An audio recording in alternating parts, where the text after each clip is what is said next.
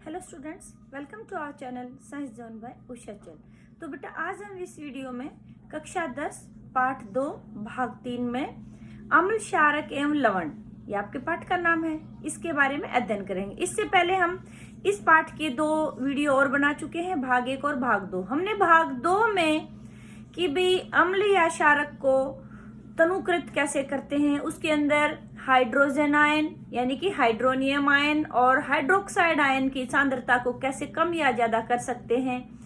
फिर हम अम्ल या क्षारक का कैसे सूचकों का उपयोग करके पता लगाते, ये हमने पहले पढ़ा हुआ है जो हमारा भाग 1 और भाग 2 में है।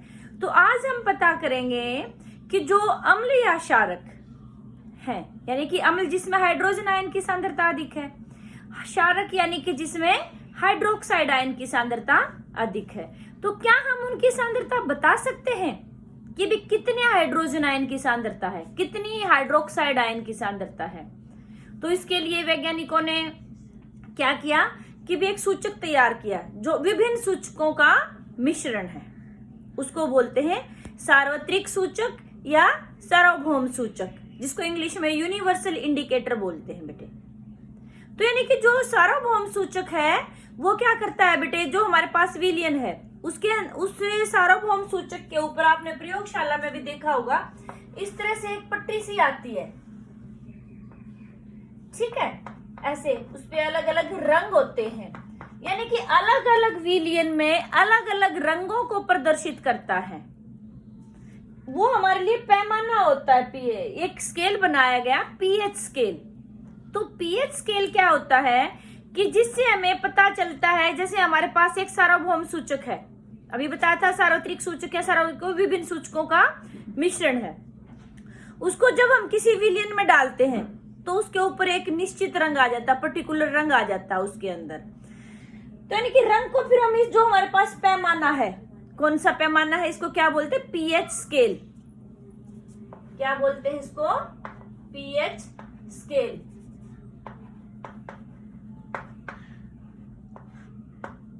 पैमाना आपको बताया था कि जिससे हम किसी की तुलना करके बताते हैं, यानी कि पीएच स्केल से फिर वो जो हमारा सार्वभौम सूचक था, सार्वत्रिक सूचक था, उसके रंग को मैच करके देखते हैं, मिलान करते हैं। जिस रंग से, जिस पट्टी के रंग से, अलग अलग पट्टी में अलग अलग रंग है, तो जिस पट्टी के रंग से उसका मिलान होता है तो फिर वहां पर नंबर लिखे होते हैं, तो उससे हमें पता चलता है कि इस विलयन की पीएच इतनी है। फिर वहां से अब जो फिर बात आती है कि पीएच स्केल क्या होता है बेटे। पीएच स्केल जो है एक जर्मन शब्द है, पीएच, पी मतलब सूचक यानी कि पुशांश। जो पीएच स्केल है कहां से कहां होता है, 0 से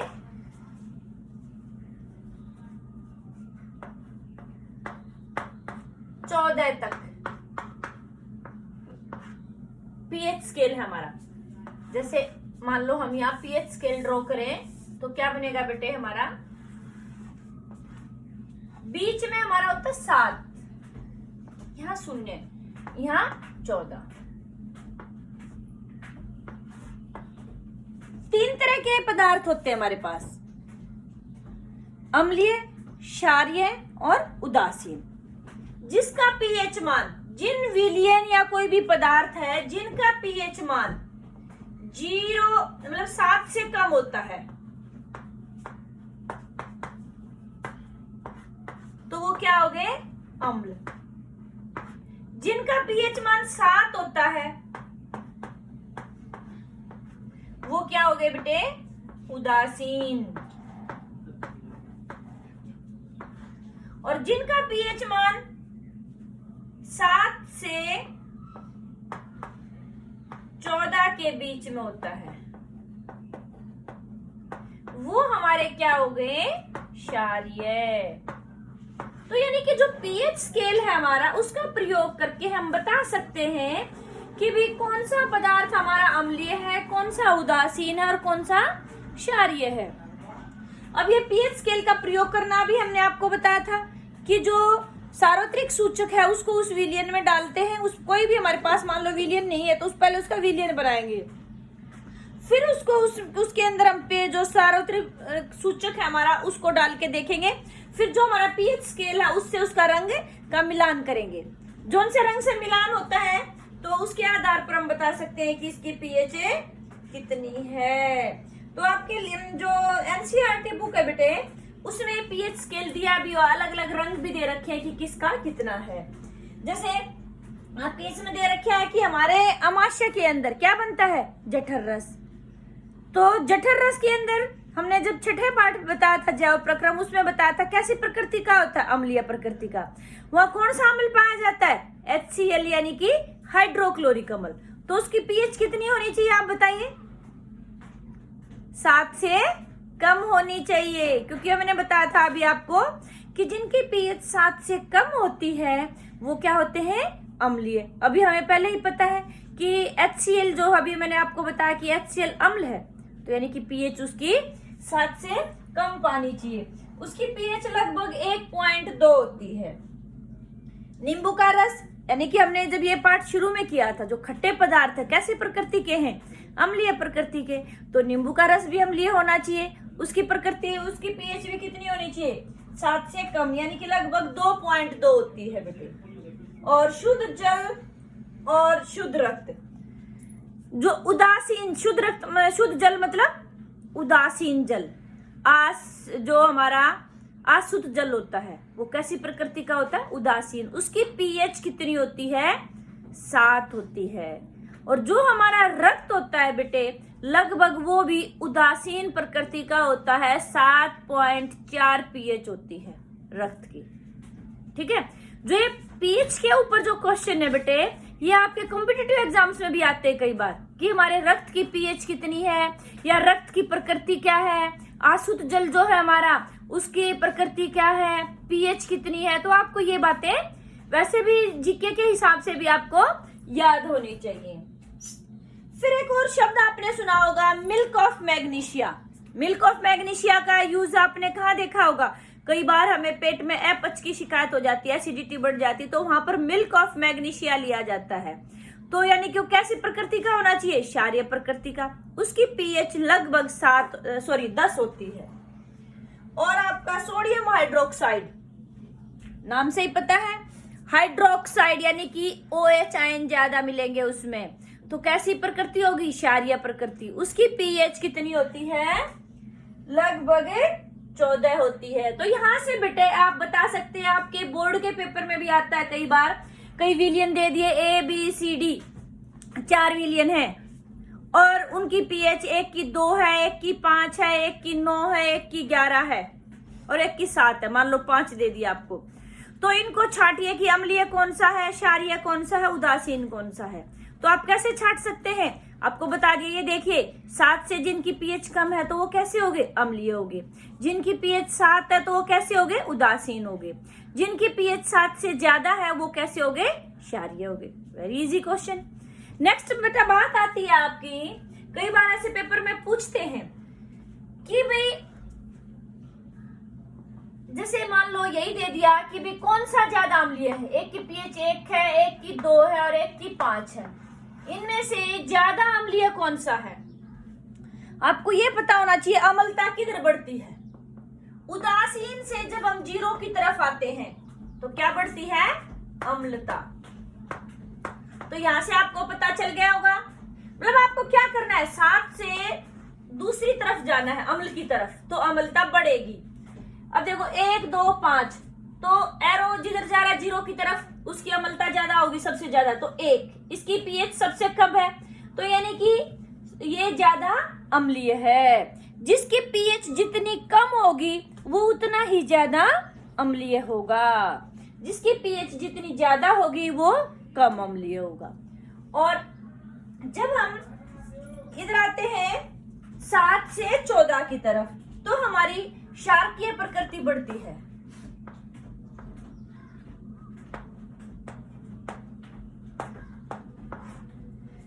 अब फिर बात आती है कि भी एक विलियन आपके पास 9 का है, एक 11 का है, एक 13 का है, तो कौन सा ज्यादा क्षारीय होगा, क्षारकीय प्रकृति कौन से की ज्यादा होगी। अभी मैंने दिखाया है 7 से 14 की तरफ आते हैं तो इधर आपकी क्षारकता बढ़ती है, तो 14 की तरफ, यानी कि 13 जो है हमारा, 13 जिसकी पीएच आई जिस विलियन की, वो विलियन ज्यादा क्षारीय है और 9 वाला कम क्षारीय है। 7 से दूर भागना है आपको, जितना दूर जाएंगे उतनी क्षारता बढ़ती है। 7 से जितनी दूर जाएंगे उतनी अम्लता बढ़ती है। तो एक बात दिमाग में रखिए, जब आप पीएच स्केल बनाएंगे तो बीच में आपका क्या है, उदासीन है। इससे जितना आप 14 की तरफ चलेंगे क्षारकीय जो प्रकृति है वो बढ़ेगी, और जितना आप 0 की तरफ जाएंगे, यानी कि जितनी पीएच कम होगी वो उतना ही ज्यादा अम्लीय होगा, जितनी पीएच ज्यादा होगी वो उतना ही क्षारकीय प्रकृति का होगा। समझ में आई आपको बात? अच्छा, अब प्रकृति में पाए जाने वाले बेटा कुछ अम्लों के बारे में बात करते हैं। अच्छा, उससे पहले एक और बात थी हमारी कि भाई जो अम्ल है, अभी मैंने कह दिया कि भाई जिसकी पीएच जितनी कम है, तो इस तरह से हमारे 2 कैटेगरी बन जाती हैं। एक अम्लों के प्रकार हो गए दुर्बल अम्ल, प्रबल अम्ल। दुर्बल क्षारक, प्रबल क्षारक। प्रबल अम्ल कौन से हो गए?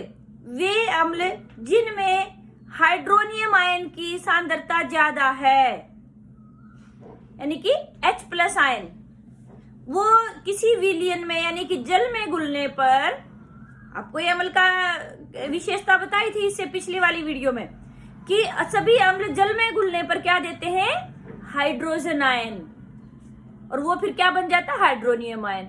तो यानी कि जो अम्ल जल में घुलने पर अधिक हाइड्रोजन आयन देता है उसको क्या कहेंगे, प्रबल अम्ल। जो कम देता है वो दुर्बल अम्ल हो गया। ऐसे ही क्षारक का भी बता सकते हैं, जो क्षारक जल में घुलने पर अधिक हाइड्रोक्साइड यानी कि OH- आयन देता है वो आपका क्या हो गया, प्रबल क्षारक, और जो कम हाइड्रोक्साइड आयन देगा वो आपका दुर्बल क्षारक हो गया। अच्छा, आप प्रबल अम्ल के उदाहरण बता सकते हैं? आपका HCl है, हाइड्रोक्लोरिक अम्ल, H2SO4 यानी कि सल्फ्यूरिक अम्ल। अच्छा, एक बात और जीके का क्वेश्चन है, अम्लों का राजा किसे कहा जाता है? सल्फ्यूरिक अम्ल को, H2SO4 को अम्लों का राजा कहा जाता है। एक और जीके का क्वेश्चन, हमारे अमाशय में, उदर के अंदर कौन सा अम्ल बनता है? कौन सा बनता है? हाइड्रोक्लोरिक अम्ल यानी कि HCl। ठीक है। अच्छा, फिर आता है कि दुर्बल अम्ल के उदाहरण बताइए। एसिटिक अम्ल।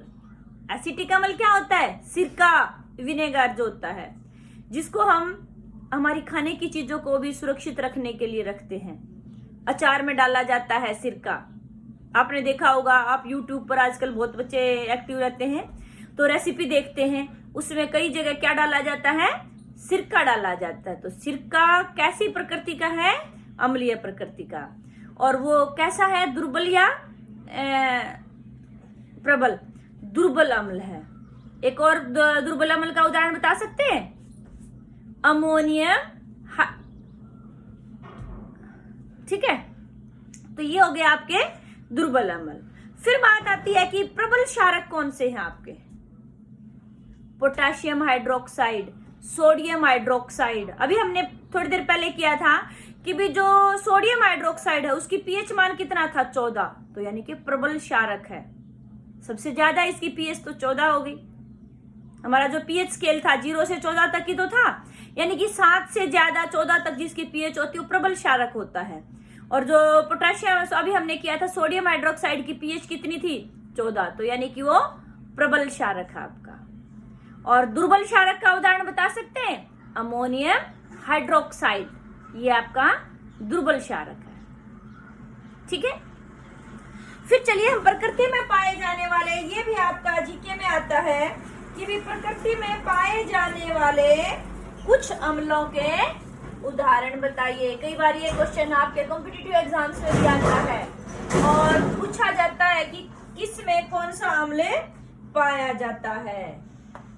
सिरका जो है, सिरके में कौन सा अम्ल पाया जाता है? अभी बताया था, एसिटिक अम्ल।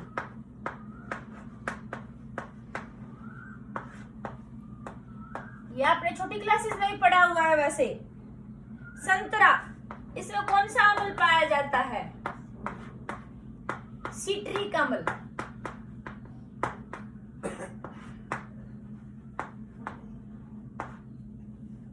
फिर आपका आता इमली,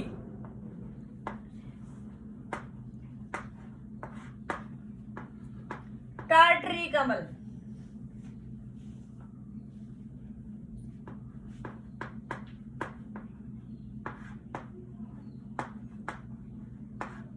फिर बात आती है आपकी टमाटर,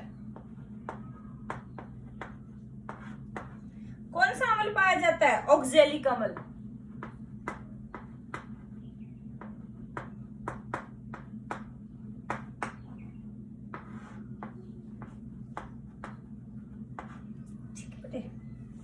फिर आपकी जो दही है,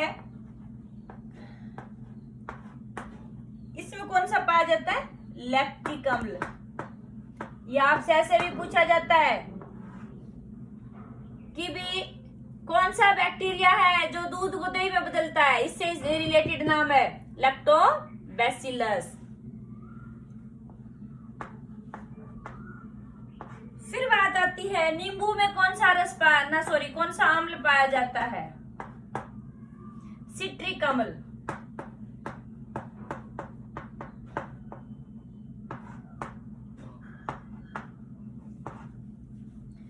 चींटी के डंक में, चींटी का हो बेटे या फिर मधुमक्खी, जब हमें काटती तो एकदम जलन होती ना, तो वो कौन सा अम्ल छोड़ती है हमारे शरीर के ऊपर? मेथेनोइक अम्ल, या उसको फॉर्मिक अम्ल भी कह देते हैं हम।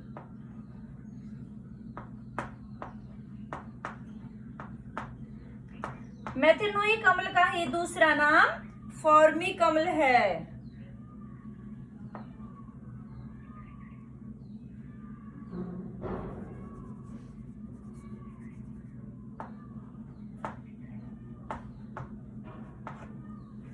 फिर आगे आपका आता है नेटल का डंक। नेटल बेटा एक पौधा है, ये पहाड़ी क्षेत्र में पाया जाता है। इसके पास से आप गुजरेंगे ना, छोटे छोटे बाल से होते हैं। मान लो वो हमारे शरीर को टच कर जाए तो एकदम ऐसा दर्द होता है कि जैसे चींटी ने काट लिया हमें। तो उसमें भी कौन सा अम्ल पाया जाता है? मेथेनोइक अम्ल।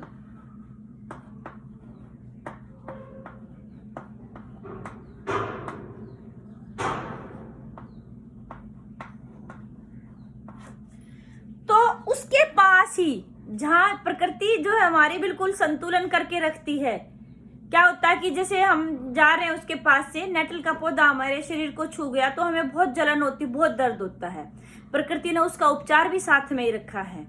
साथ में एक डॉक प्लांट होता है, एक दूसरा पौधा होता है डॉक। उसकी पत्ती को मान लो जहां पर हमें वो नेटल का जो पौधा छुआ था वहां पर उसको रगड़ लेंगे तो तुरंत हमें जलन से राहत मिलती है। तो अब आप बताइए कैसी प्रकृति हो सकती है डॉक प्लांट की? हमने उदासीनीकरण अभिक्रिया की थी। अम्ल को खत्म करने के लिए क्या लगाया जाता है? क्षारक। तो अम्ल और क्षारक मिलके लवण प्लस जल बनाते थे। तो इस तरह से हमने क्या लगा दिया वहां पे, जो डॉग प्लांट है वो कैसा है? क्षारीय प्रकृति का। समझना ही बात। तो इसीलिए मान लो आपको चींटी काट ले, दर्द हो रहा हो, और आपको ये जो मधुमक्खी काट ले या जो ये भिरड़ घूमती है बेटे ये काट ले, तो क्या करना चाहिए आपको? कोई क्षारीय प्रकृति की चीजें लगा लेनी चाहिए। आप सोचोगे घर में कहाँ ढूंढे कौन सी क्षारीय, हम पीएच स्केल तो लेकर नहीं घूम रहे हैं, हमारे पास तो जो सार्वत्रिक सूचक है वो नहीं है, हमें क्या पता। आपको एक इंपॉर्टेंट बात बताती हूँ कि आपके घर में, तकरीबन हर घर में होता है मीठा सोडा, ठीक है, जो खाने का सोडा होता है, खाने में मम्मी डालती है, छोले वगैरह बनाती है, तो तकरीबन हर घर में रसोई में पाया जाता है। तुरंत उसको जहां पर हमें मधुमक्खी ने या भिरड़ ने या फिर चींटी ने काटा, आपको दर्द हो रहा है, तो तुरंत थोड़ा सा उसको गिला करके वहां लगा लीजिए। वो क्या कर देगा? तुरंत दर्द को खत्म कर देगा। तो इसका मतलब जो मीठा सोडा उसकी प्रकृति कैसी होगी? क्षारीय प्रकृति। इसीलिए कई बार क्या होता है कि हमें मान लो पेट में जलन हो रही है, ज्यादा खट्टा खट्टा लग रहा है, तो पानी में घोल के थोड़ा सा मीठा सोडा पी लीजिए। वो जो अम्लता ज्यादा हो गई थी वो तुरंत संतुलित हो जाएगी। उदासीन हो जाएगा आपका अमाशय जो है। ठीक है, फिर बात आती है कि भाई जो अभी हमने पीएच के बारे में इतना जिक्र किया है कि पीएच का दैनिक जीवन में कोई उपयोग है? बिल्कुल है। हमारा जो जीवन है वो पीएच पर ही आधारित है। तो चलिए आज ऐसे कुछ उदाहरण देखते हैं जो पीएच से हमारे संबंध को जोड़ते हैं। क्या होता है बेटे कि सभी पौधे और जीव जंतु पीएच के प्रति संवेदनशील होते हैं।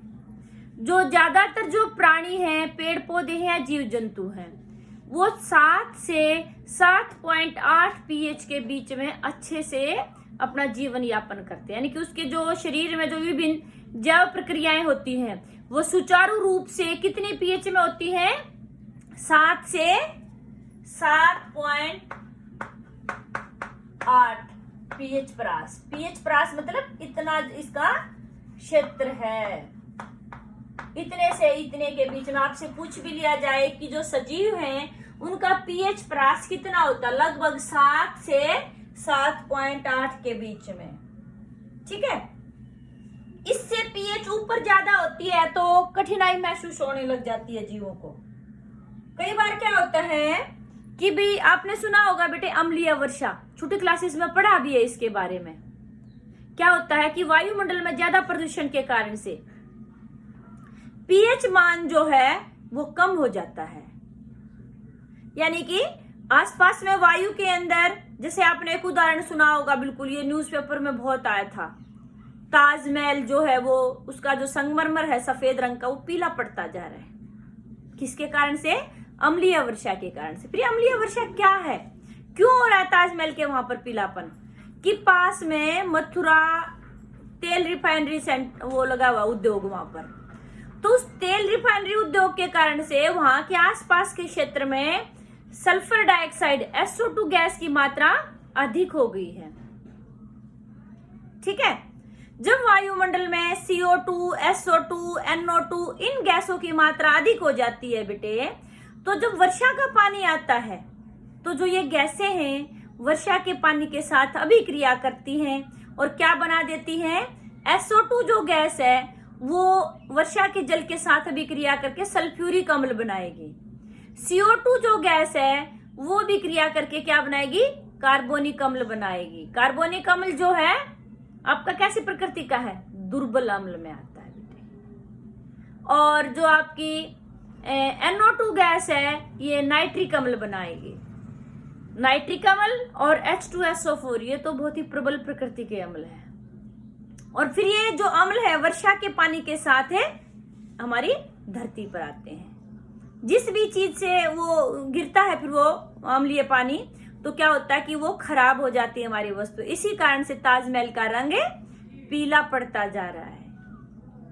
ठीक है, तो यानी कि इस तरह क्या हो गया? अम्लीय वर्षा। ये भी किसके ऊपर निर्भर की? पीएच के ऊपर। जब ये अम्ल वर्षा के जल में मिल गए तो जो वर्षा के जल का पीएच मान है वो 5.5 या 5.6 के लगभग आ गया है। वैसे तो वर्षा का जल हम उदासीन मानते हैं, लगभग उदासीन। तो यानी कि उससे क्या होगा? जब वो पानी, हमारे बिल्डिंग्स वगैरह तो खराब हो रही है, आपने उदाहरण ताजमहल का देख लिया। जब ये वर्षा का पानी हमारे जलाशयों में जाता है, नदियों में, तालाबों में, तो वहां भी गिरेगा। तो वहां पर जो रहने वाले जीव जंतु हैं वो भी उदासीन प्रकृति के पानी में रहते हैं। तो जब ये अम्लीय पानी वहां जाएगा उससे क्या होगा कि उनकी मौत भी हो सकती है, क्योंकि जो जीवन प्रयास है सजीवों का कितना है? लगभग 7 से 7.8 पीएच के लगभग होता है। तो इसलिए उनका वहां पर जीना मुश्किल हो जाता है। फिर बात आती थी अभी हमने जीवों की कि भी क्या पेड़ पौधे भी पीएच के ऊपर निर्भर करते हैं? बिल्कुल। आप एक काम करना, ये मेरे बताने की जरूरत ही नहीं है, विज्ञान के जो विद्यार्थी होते हैं उनको तो बताने की नहीं, वो प्रयोग करके देख लेते हैं। आप एक काम करना कि अलग अलग स्थानों से अलग अलग मिट्टी लेना। आपका जो खेत है, आपका जो गार्डन है, आपका जो गमला है, तो अलग अलग जगहों से मिट्टी के नमूने एकत्र करना और फिर उनको अपनी टीचर के पास लेके जाना लैब में। वहां पर उसका विलयन बना के, जलीय विलयन उदासीन जल में बनाना, बिल्कुल आसुत जल जो है, क्योंकि हमने जल ही पहले मान लो अलग पीएच का ले लिया तो फिर हमारी पीएच तो सही नहीं आएगी। आप आसुत जल में विलयन बनाना उनका, और फिर चेक करना कि भी उनकी पीएच कैसी है। तो जो पौधे हैं बेटे वो भी लगभग उदासीन पीएच में ही जिंदा रहते हैं। जैसे आपने सुना होगा कई बार कि रेई की जमीन, वो जमीन क्या होता है उसके ऊपर व्हाइट व्हाइट नमकीन नमकीन सी हो जाती है, वहां पर अच्छे पौधे नहीं उगते, वहां पर झाड़ियां वगैरह। और फिर आप ये भी नोट करना कि जो अलग अलग पीएच की मिट्टी लेकर आए हैं कि वैसी मिट्टी में कौन सी तरह के पौधे उग रहे हैं, वहां से आपको पता भी चल जाएगा कि उदासीन मिट्टी में कौन से पौधे उग रहे हैं, अम्लीय में कौन से उग रहे हैं, क्षारीय में, जो आपकी क्षारकीय प्रकृति की जो मिट्टी थी उसमें किस तरह के पौधे उग रहे हैं। यानी कि जो पौधों का उगना है बेटे वो भी हमारा क्या दर्शाता है कि भी कौन सी पीएच है। फिर अभी बात आती है कि पीएच, यानी कि यह तो हमने की थी पौधों के बारे में पीएच का। फिर तीसरा पॉइंट है हमारा पाचन तंत्र। जो पाचन तंत्र है क्या वो भी पीएच के ऊपर आधारित है? अभी थोड़ी देर पहले मैंने जिक्र किया था।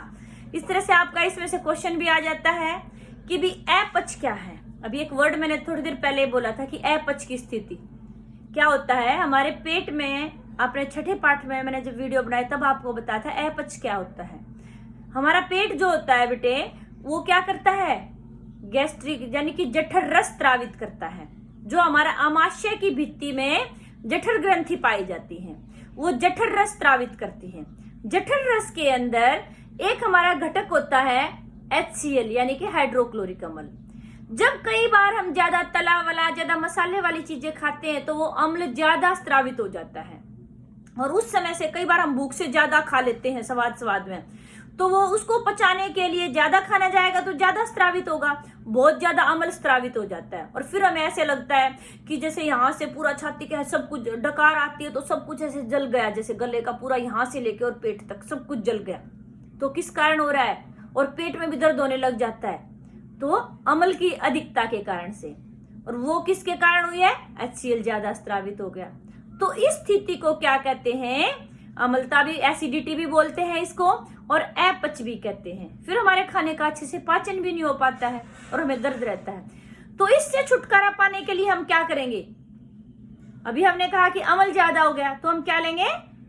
एंटासिड। एंटासिड मतलब क्षारीय प्रकृति के पदार्थ। उसमें हम क्या कहते हैं कि भी इनो झट से आपको 3 सेकंड में आराम दिलाए। तो इनो मतलब कैसी प्रकृति का हो गया? क्षारीय प्रकृति का हो गया। उसमें और क्या ले सकते हैं? अभी मैंने थोड़ी देर पहले बताया था, जो आपका मीठा सोडा होता है, बेकिंग सोडा, वो भी ले सकते हैं, वो भी क्षारीय प्रकृति का है। जो मिल्क ऑफ मैग्नीशिया यानी कि जो आपका मैग्नीशियम हाइड्रोक्साइड है वो भी ले सकते हैं, वो भी आपको उससे छुटकारा दिला देता है आपके दर्द से। तो आपका ये इस तरह क्वेश्चन भी आ जाता है कि अपच क्या है, उसका उपचार हम कैसे कर सकते हैं। तो आप इसका आंसर दे सकते हैं कि अम्ल की अधिकता के कारण से पेट में जलन होती, खाना नहीं पच पाता, तो अपच हो गया। उसके उपचार के लिए हम एंटासिड लेंगे। एंटासिड के आप उदाहरण बता सकते हैं। मिल्क ऑफ मैग्नीशिया यानी कि मैग्नीशियम हाइड्रोक्साइड हो गया, मीठा सोडा हो गया, इनो हो गया आपका। ठीक है। नेक्स्ट फिर आपका आता है बेटे कि भी हमारे दांतों के ऊपर भी क्या प्रभाव पड़ता है इसका? पीएच का बिल्कुल पड़ता है। पीएच क्या होती है बेटे? हमारे ऐसे एक जीके का क्वेश्चन और आ गया है यहाँ पर। हमारे शरीर का सबसे अधिक कठोर भाग कौन सा होता है? सबके दिमाग में आ रहा होगा कि हड्डियां ही हमारी सबसे अधिक कठोर है। नहीं, बिल्कुल गलत आंसर है ये। आपके शरीर का जो सबसे कठोर भाग है, जो सबसे कठोर चीज है आपके शरीर में, वो क्या है? दंत इनेमल। जो ये सफेद कलर का दिखाई दे रहा है आपको, जल्दी से नहीं टूटता है, ये दंत इनेमल किसका बना होता है? ये कैल्शियम फॉस्फेट का। तो आपसे पूछ भी ले कि जो दंत इनेमल है वो किस चीज का बना है? कैल्शियम फॉस्फेट का। नंबर 1 क्वेश्चन हो गया। नंबर 2 आपसे पूछ सकते हैं कि भी हमारे शरीर का सबसे कठोर भाग कौन सा है? तो वो हो गया दंत इनेमल। तो इसके ऊपर लेकिन एक दिक्कत है, ये भी किससे संचारित हो जाता है? अम्ल से।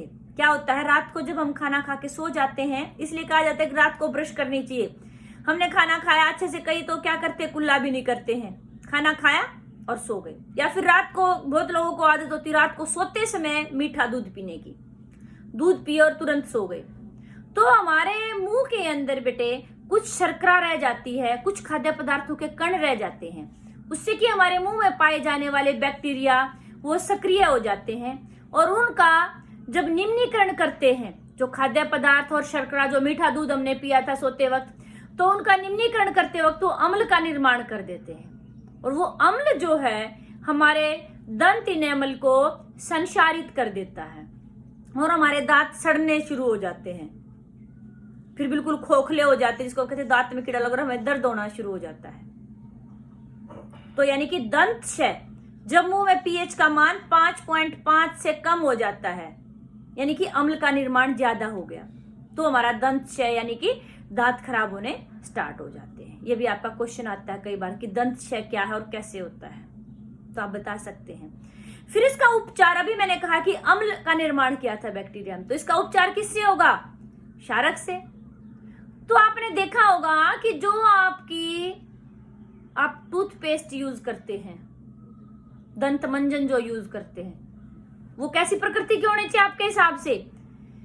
क्षारकीय प्रकृति के, क्योंकि वो क्षारक जो है वो अम्ल को उदासीन कर देगा। या फिर आप दातुन करते हैं जो नीम या कीकर की, वो भी क्या होती है? कड़वी होता है ना नीम, तो हमारे दांत एकदम चमक जाते हैं। तो किस लिए? कि जो अम्ल बन गया था उसके कारण जो पीलापन आ गया था हमारे दांतों पे, वो जो क्षारक है उसने उसको उदासीन कर दिया। तो बेटा इसलिए एक बात याद रखिए, रात को सोने से पहले कुल्ला करके जरूर सोना, अच्छे से कुल्ला करना। जहां तक हो सके तो आप ब्रश करके सोइए। चलो आप ब्रश भी नहीं कर रहे हैं, आप आलसीपन महसूस कर रहे हैं, तो उस समय आप कुल्ला जरूर अच्छे से 2-3 बार करिए। रात को सोते समय बेड पर बैठ करके दूध बिल्कुल नहीं पीना है, दूध पी के और कुल्ला करके तब सोना है। फिर हम बिस्तर से नहीं उठते, हम सोचते दूध पी लिया और वहीं बर्तन रख के और वहीं सो जाते हैं, और फिर हमारा क्या होता है? दंत से शुरू हो जाता है। ठीक है, फिर आगे बात आती है कि भी जो पीएच का प्रयोग कुछ पौधे और जंतु आत्मरक्षा के लिए भी करते हैं। पौधों और जंतुओं द्वारा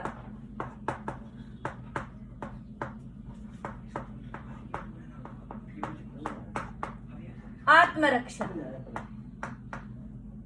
ठीक है बेटे, तो आत्मरक्षा के लिए कैसे करते हैं? जैसे हमारे आसपास चींटी घूम रही है या मधुमक्खी घूम रही है, तो उनको लगता है कि शायद ये हमें मार देंगे, हानि पहुंचाएंगे, तो इसलिए वो हमें पहले ही काट देती हैं और फिर हमें दर्द होता है।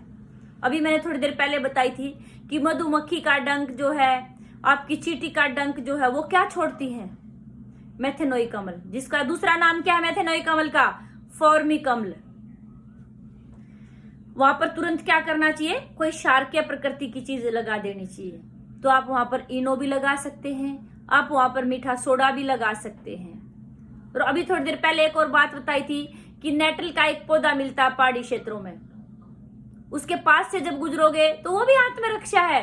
वो एकदम से उसके जो रुए से प्रकृति ने बना रखे हैं कि उसको कोई छुए नहीं, उसको कोई उखाड़े नहीं, हानि नहीं पहुंचाए, तो उसको छूते ही क्या हो जाएगा? जलन स्टार्ट हो जाती है। जलन किसके कारण से? मेथेनोइक अम्ल के कारण से। फिर दूसरा और था, अभी बताया था डॉग प्लांट, उसको आप रगड़ेंगे तुरंत आराम मिल जाएगा। वो कैसी प्रकृति का है? क्षारीय प्रकृति का है। तो बेटा आज हमने इस वीडियो में कि भी हमारे जीवन में पीएच का क्या महत्व है, यानी कि हमारा जीवन जो है, आसपास की सारी चीजें विज्ञान के ऊपर आधारित है, और आजकल तो वैसे भी विज्ञान का युग है, तो इसलिए विज्ञान को रटने वाला सब्जेक्ट मत मानिए, अपने आसपास देख कर चलिए। आपका बिल्कुल ऐसे लगेगा अरे ये तो हमें जानना जरूरी है। तो आपको ये वीडियो अच्छी लगी तो इसको शेयर और लाइक जरूर करें। आपको कोई डाउट लगती है तो कमेंट सेक्शन में जाके कमेंट करके पूछ सकते हैं। थैंक यू बेटे।